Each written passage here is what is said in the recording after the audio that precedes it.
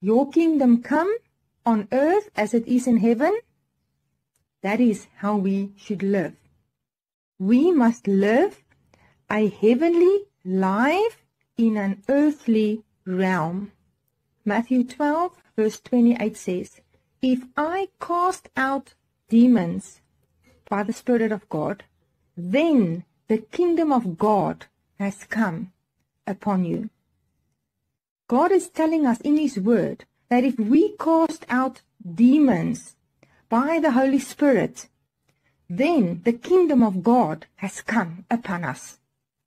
If any person, any pastor, any teacher, any dominee tells you that we are not supposed to cast out demons, or it was only for the early church, it was only for the apostles, then that pastor or teacher is not living God's kingdom on earth.